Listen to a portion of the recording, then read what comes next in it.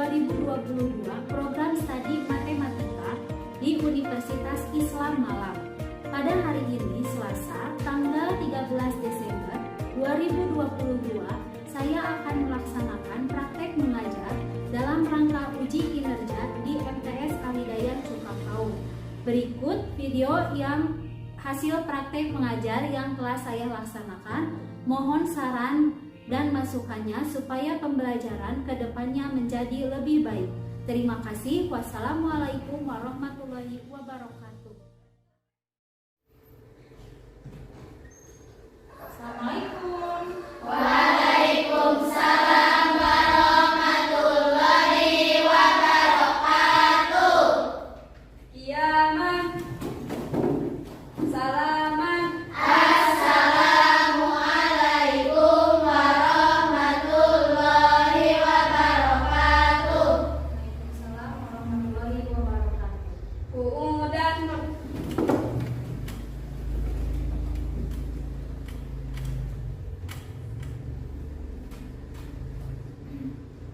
Sebelum pembelajaran dimulai, alangkah baiknya kita berdoa terlebih dahulu. Untuk berdoa, silakan pimpin doanya.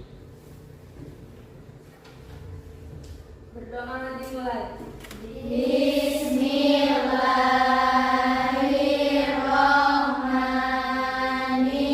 Bismillahirrahmanirrahim. Rabbi zidna ilman warzuqna fahman birahmatika ya arhamar rahimin. Amin. Apa kabarnya hari ini anak-anak? Alhamdulillah luar biasa. Allahu Akbar. Alhamdulillah. Oke, sebelum pembelajaran dimulai, Ibu akan memeriksa kehadiran terlebih dahulu ya.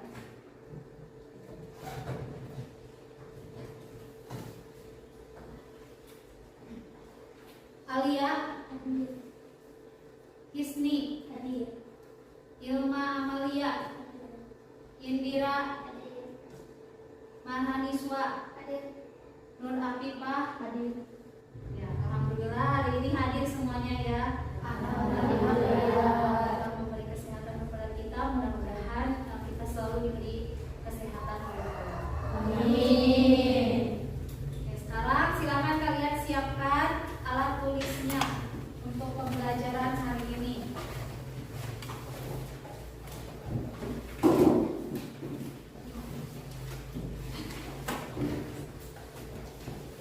Sudah siap semuanya? Siap. Sekarang kita mulai pembelajarannya ya. Tapi sebelum dimulai, Ibu mau mengetes tingkat konsentrasi kalian. Kalau jadi kalian ikuti suruhan Ibu ya. Ikuti semua apa yang dikatakan oleh Ibu. Itu suruhan dari Ibu. Jika Ibu berkata ayam, berarti kalian jawab ayam. Jika Ibu berkata bebek, berarti kalian jawab Bebek. Kita mulai ya. Ayam, Ayam. bebek, Bebek. ayam, ayam, Ayam ayam. bebek, bebek, Bebek bebek. ayam, ayam, ayam, Ayam ayam ayam. bebek, bebek, bebek. Bebek bebek bebek. Ada berapa ayam? Ada berapa ayam? Alhamdulillah, ternyata semuanya manusia cantik. Ibu lihat tidak ada yang berpikir ada berapa ayam, ternyata beda. Karena suruhannya itu ikuti kata-kata Ibu. Berarti semuanya sudah konsentrasi ya. Ya, sekarang kita mulai pembelajarannya. Yaitu pembelajaran hari ini tentang statistika ukuran penyebaran data. Tapi minggu sebelumnya kita telah mempelajari tentang ukuran pemusatan data. Jadi dalam statistika itu ada dua ukuran. Ukuran pemusatan data sama ukuran penyebaran data. Nah, masih ingat tidak ukuran pemusatan data itu ada berapa ukuran? Tiga. Ada tiga. Yang pertama apa? Mean. Mean. Terus? Median. Yang terakhir apa? Modus. Kalau mean itu apa? Rata-rata. jumlah seluruh data dengan banyak data. Itu MEA. Yang kedua tadi apa? Median. Kalau median masih ingat apa itu median? Median suatu data yang telah diurutkan. Nilai tengah suatu data yang telah Diurutkan. Yang terakhir apa? Modus. Modus itu apa? Nilai yang paling muncul. Nilai yang paling sering muncul. Jadi masih ingat ya, apa itu ukuran pemusatan data. Selanjutnya, apa sih manfaat dari ukuran pemusatan data itu? Ada yang tahu? Tidak. Berarti lupa. Silakan baca nih, di sini sudah Ibu tuliskan. Apa itu ukuran dari manfaat dari ukuran pemusatan data? Siapa yang mau membaca? Saya, Bu. Oke, silakan titik baca. Manfaat ukuran pemusatan data. 1. Untuk membandingkan antara dua populasi. 2. Ukuran pemusatan data sering digunakan untuk menentukan pemenang dalam suatu pilihan. 3. Sering digunakan untuk menghitung rata-rata. Contoh, rata-rata nilai ulangan, rata-rata usia di suatu populasi. 4. Mengetahui nilai mayoritas dari suatu data. Itu manfaat dari ukuran pemusatan data. Nah, yang akan kita pelajari hari ini yaitu tadi sudah disebutkan oleh Ibu apa? Ukuran penyebaran data. Apa itu ukuran penyebaran data? Ada yang mau baca? Siapa yang duluan? Mau Yusni? Mau Yunita? Oh, silakan Yusni. Ukuran penyebaran data. Ukuran penyebaran data adalah ukuran yang menunjukkan seberapa jauh suatu data menyebar dari rata-ratanya. Nah, kompetensi dasar pada pembelajaran hari ini, ada yang mau baca? Ada yang mau baca lagi? Ya, silakan Nana Niswa. Kompetensi dasar 3.10. Menganalisis data berdasarkan distribusi data, nilai rata-rata, median, modus, dan sebaran data untuk mengambil kesimpulan, membuat kesimpulan, dan membuat prediksi. 4.10. Menyajikan dan menyelesaikan masalah yang berkaitan dengan distribusi data, nilai rata-rata, median, modus, dan sebaran data untuk mengambil kesimpulan, membuat kesimpulan, dan membuat prediksi. Adapun tujuan pembelajarannya untuk hari ini yaitu melalui pendekatan STEAM dan bantuan PowerPoint dengan model pembelajaran PBL serta dengan metode diskusi dan tanya jawab, peserta didik dapat menentukan ukuran penyebaran data dan menyelesaikan masalah yang berkaitan dengan ukuran penyebaran data dengan benar, disertai rasa ingin tahu yang tinggi, disiplin, dan bekerja sama serta dapat mengembangkan kemampuan berpikir tingkat tinggi dan berliterasi dengan baik. Itu tujuan pembelajaran pada hari ini. Adapun penilaian yang akan dilaksanakan hari ini yaitu penilaian sikap, kedisiplinan, keaktifan, kerjasama, dan di akhir nanti ada tes individu. Jadi ada kerja sama, artinya kalian nanti akan bekerja kelompok. Coba kalian perhatikan ya, di sini ada dua masalah, dua gambar. Nah, yang pertama itu yang ini rata-rata di desa membutuhkan 250 kg cabai per hari. Gambar yang kedua, rata-rata di kota membutuhkan cabai 250 kg per hari. Rata-ratanya sama tidak? Sama. Ya, sama ya. Nah, kalau sama, apakah sama jumlah kebutuhan cabai di setiap wilayah antara kota dan desa? Sama tidak? Sama. Jumlah kebutuhan cabainya sama, rata-ratanya 250 kg. Tetapi kalau di setiap wilayah itu kan artinya di desa itu kan ada beberapa dusun. Terus di kota itu ada beberapa kecamatan.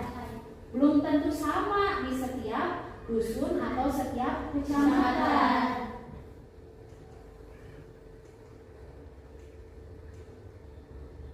Nah, coba kalian lihat di sini. Sama tidak penilaiannya? Tidak. Tidak ya. Ternyata di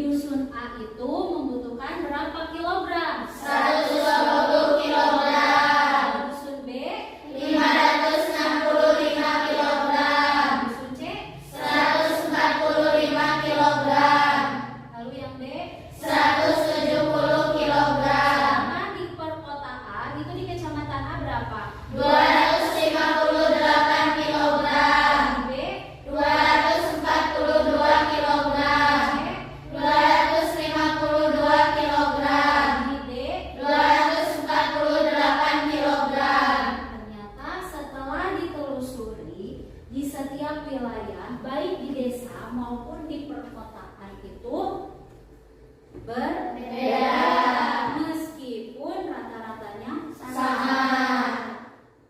Tuh tadi sebaran datanya. Nah ini yang disebut dengan sebaran datanya. Perhatikan berapa selisih data terbesar dan data terkecil. Lihat di desa. Yang di wilayah desa di sini yang terbesar berapa datanya? 565 kilogram. Terkecilnya berapa? 120 kilogram. Kalau selisihnya berarti berapa? 445. Itu yang di desa. Sekarang yang di kota lihat. Terbesarnya berapa di kota? 258. Terkecilnya? 242. Berarti selisihnya berapa? 16. Selisihnya 16. Jauh berbeda sekali. Jika rata-ratanya sama, apakah sebaran datanya juga akan sama di setiap wilayah? Tidak. Jadi meskipun rata-ratanya sama, sebaran datanya belum tentu sama. Untuk mencarinya, kita menggunakan ukuran penyebaran data.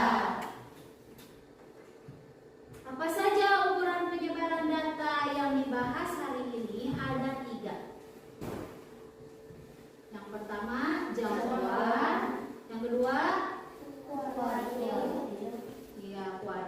Dan yang ketiga, jangkauan interkuartil. Jadi ada 3, jangkauan, lalu kuartil, sama jangkauan interkuartil. Nah sekarang kalian coba perhatikan contohnya. Di sini ada contoh. Berikut ini adalah data lama waktu suatu lampu dihidupkan selama 1 hari di rumah Intan. 13, 12, 12, 14, 15, 12, 13, 14, 12, 14, 15. Tentukan jangkauan kuartil dan jangkauan interkuartil dari data di atas. Tadi jangkauan itu apa? Selisih antara data terbesar dengan data terkecil. Berarti di sini lihat data terbesarnya berapa? 15. Terkecilnya 12. Berarti jangkauannya berapa? 3. Kita buktikan. Ya betul sekali. Jangkauannya itu yaitu 3. Itu cara menentukan jangkauan. Paham? Insyaallah. Nah, sekarang menentukan kuartilnya nih. Tadi kan menentukan kuartil itu membagi data menjadi 4 bagian yang sama besar. Nah, yang pertama yang kalian harus lakukan yaitu mengurutkan datanya dulu. Jadi harus diurutkan dulu datanya. Kalau mengurutkan data dari yang terkecil sampai yang terbesar. Nah, setelah diurutkan ternyata datanya seperti itu. 12, 12, 12, 12, 13, 13, 14, 14, 14, 15, 15. Itu data yang telah diurutkan. Nah, langkah selanjutnya yang harus kalian lakukan menentukan median atau Q2. Masih ingat median tadi apa? Nilai tengah data yang telah diurutkan. Nah, ini datanya ada berapa?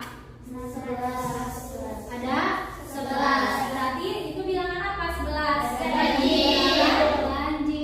Kita bagi data menjadi 2 bagian. Di sini kan dibagi 2 bagian ya. Ke sini berarti 5, ke sana 5 sehingga didapatlah nilai tengahnya yaitu 13. Berarti kuartil 2-nya atau kuartil tengahnya yaitu 13. Paham? Nah, selanjutnya menentukan Q1 dulu. Menentukan Q1 kan tadi kuartil ada berapa? Ada 3. 1, Q2 sama Q3. Berarti kalau ditanyakan kuartil kalian harus mencari Q1, Q2, Q3. Hanya yang pertama dicari yaitu yang Q2 atau kuartil tengah. Untuk menentukan Q1 kalian bagi data di bawah Q2. Yang mana bawah Q2? Ini kan Q2-nya di sini, berarti ini bawahnya. Ya. Berapa datanya itu?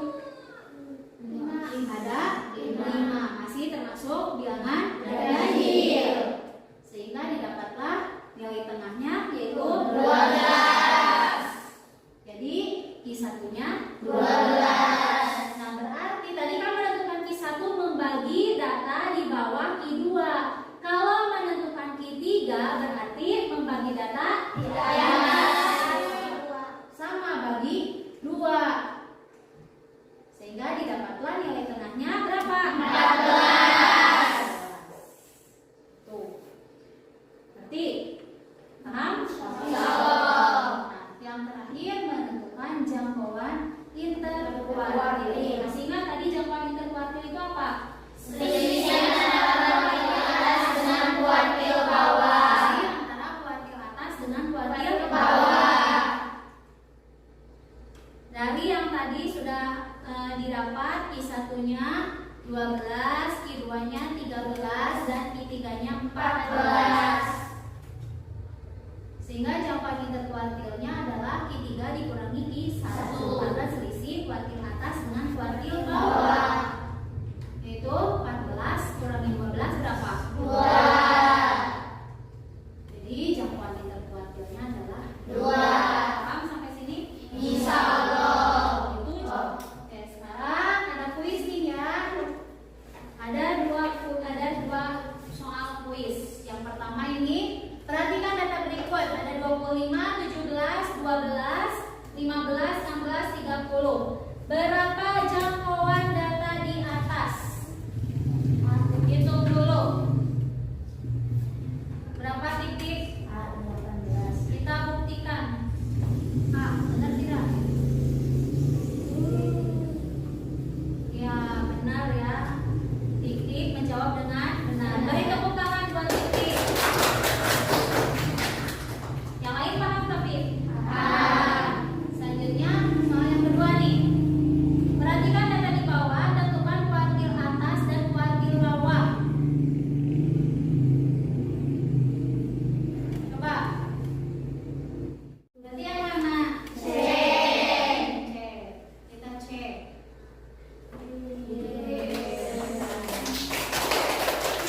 Berarti sampai sini sudah pada paham semuanya. Oke, untuk selanjutnya kita akan bekerja kelompok atau berdiskusi. Silakan duduk dengan kelompoknya masing-masing.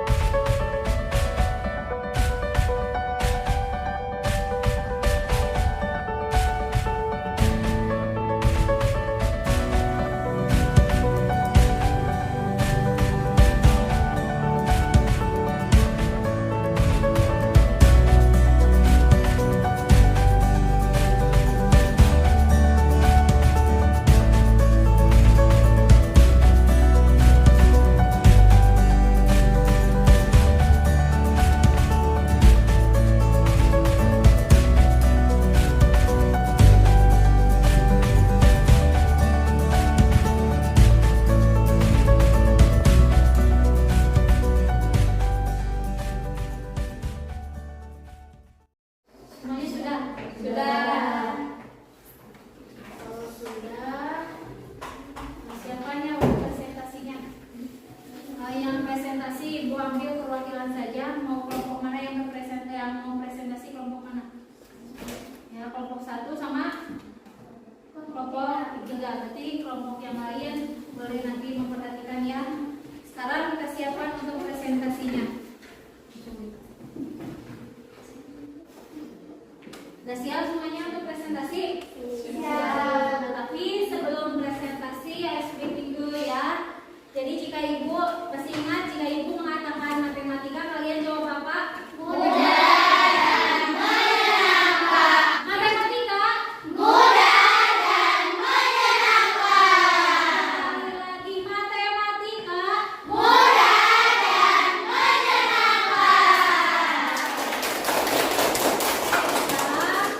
Sekarang kita mulai presentasi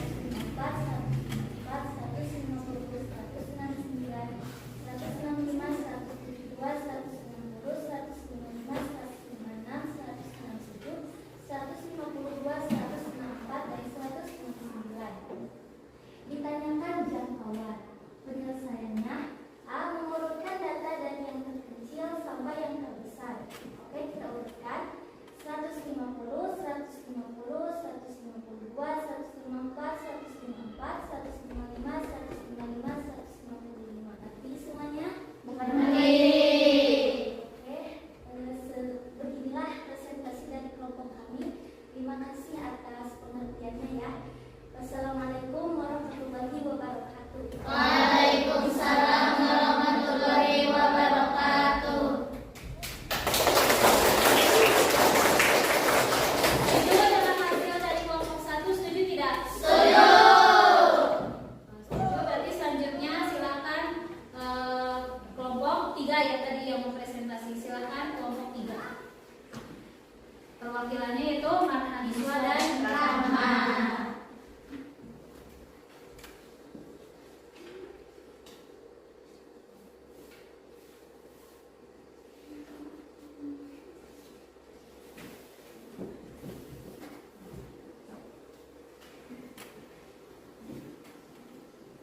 Assalamualaikum warahmatullahi wabarakatuh. Waalaikumsalam warahmatullahi wabarakatuh. Kami dari kelompok 3 yang beranggotakan saya, Marhaniswa, Rahma, Silva, dan Siti Kamila akan mempresentasikan hasil pengerjaan kami. Tugas 3. Diketahui data kecepatan 12 motor dalam pertandingan MotoGP adalah motor 1 dengan kecepatan 200, motor 2 dengan kecepatan 180, motor 3 dengan kecepatan 210, motor 4 dengan kecepatan 260, motor 5 dengan kecepatan 230, motor 6 dengan kecepatan 230, motor 7 dengan kecepatan 220, motor 8 dengan kecepatan 240, motor 9 dengan kecepatan 250. Jangkauan interkuartil adalah selisih kuartil atas dengan kuartil bawah.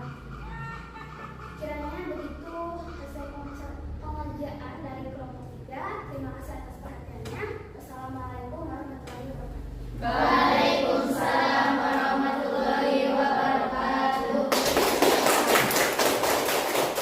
Setuju dengan pengerjaan dari kelompok 3? Setuju. Perhatikan isinya semuanya. Sama.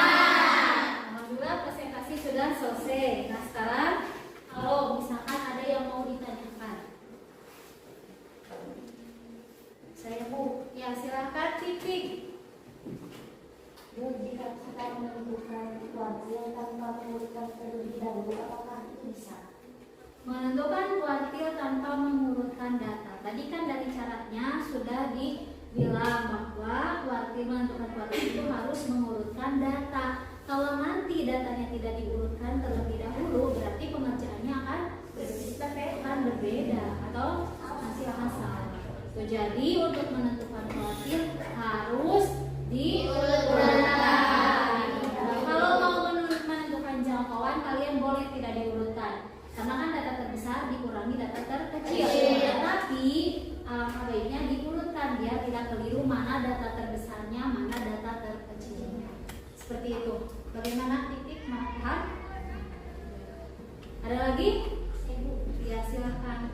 Bu, kenapa data yang memiliki rata-rata sama harus dilihat kembali sebarannya? Ya, kenapa rata-rata yang sama harus dilihat lagi sebarannya? Karena rata-rata yang sama, sebaran datanya belum tentu sama. Contohnya gini, misalkan di daerah Cukang Kaung, rata-rata usianya itu misalkan 45. Kita ambil 45 tahun rata-ratanya. Di Cukang Kaung 45 tahun. Di desa Cukang Jayaguna juga sama, 45 tahun. Tapi setelah kita observasi ke tempatnya, ke desa Cukang Kaung dan Cukang Jayaguna, ternyata usia yang termuda di Cukang Kaung dan di Cukang Jayaguna itu berbeda. Usia termudanya beda, usia tertuanya juga berbeda. Berarti sebaran datanya juga tidak sama. Nah, kenapa rata-rata yang sama itu sebarannya harus dilihat kembali seperti itu? Puas? Paham semuanya? Paham. Masih ada yang mau ditanyakan tidak? Tidak. Oke, kalau tidak, dari tadi pengerjaan tadi kan jadi untuk menentukan jangkauan itu selisih apa? Data Data terkecil. Jadi kalian cari data terbesarnya, cari data terkecilnya, lalu kurangkan data terbesar dengan data terkecil. kecil. Selisih dari kuartil atas sama kuartil bawah. Paham? Paham ya? Oke, kalau sudah paham, sekarang kita tarik kesimpulan ya. Kita akan menyimpulkan dari pembelajaran. Kesimpulan yang dapat kita ambil dari pembelajaran hari ini, tadi kita belajar tentang ukuran penyebaran data. Apa ukuran penyebaran data itu? Masih ingat? Ukuran yang menentukan seberapa jauh data menyebar dari rata-ratanya. Ya, ukuran yang menentukan seberapa jauh data menyebar dari rata-ratanya. Tadi untuk mencari jangkauan itu apa rumusnya? Data Iya, itu jangkauan. Jadi jangkauan itu untuk menentukan seberapa jauh suatu data menyebar dari rata-ratanya. Ada manfaat dari ukuran penyebaran data. Manfaatnya itu untuk menentukan apakah suatu nilai rata-rata dapat mewakili suatu rangkaian atau tidak. Yang kedua, untuk perbandingan terhadap variabilitas dan data, misalnya data curah hujan, suhu udara, dan sebagainya. Itu manfaat dari ukuran penyebaran data. Jadi ukuran penyebaran data itu ada berapa? Ada 3. Pertama, jangkauan. Jangkauan itu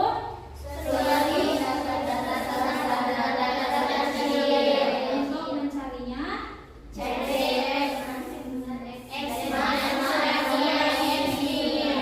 itu jangkauan. Terus ukuran penyebaran data yang kedua apa? Kuartil. Kuartil itu pembagian sejumlah data menjadi jumlahnya pada setiap bagian. Membagi data menjadi 4 bagian yang sama besar. Kuartil terdiri dari berapa? 3. Kuartil apa yang kuartil bawah disebut juga apa? Q1. Terus ada kuartil apa? Disebut apa? Q2. 3 kuartil atas disebut Q3. Jadi untuk menentukan kuartil yang dicari apa dulu? Q2. Sebelum mencari Q2 berarti harus dari yang mana? Kecil sampai yang besar. Terus menentukan Q2 itu sama dengan apa? Menentukan Q2 lalu menentukan Q1. Q1 itu data di sebelah kanan. Di sebelah mana? Kiri dari Q2. Kalau yang terakhir menentukan Q3. Menentukan Q3 membagi data menjadi 2 bagian di sebelah mana? Kanan. Dari Q2. Itu menentukan kuartil. Selanjutnya ada kuartil itu apa? Selisih antara kuartil atas dengan kuartil bawah. Selisih antara kuartil atas dengan kuartil bawah. Rumusnya apa?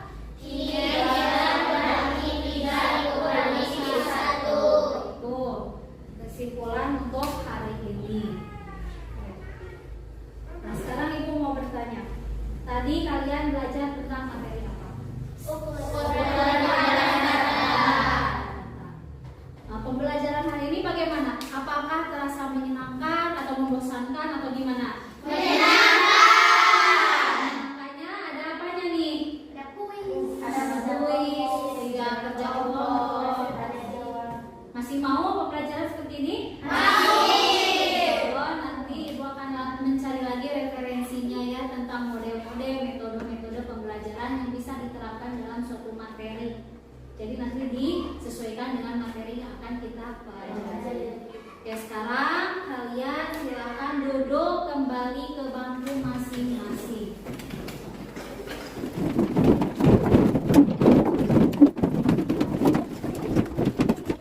Sudah duduk semuanya? Sekarang Ibu akan kasih soal, ini tes individu, kerjakan secara individu ya, sendiri, jangan bekerja sama. Karena ini sudah tidak bekerja kelompok lagi.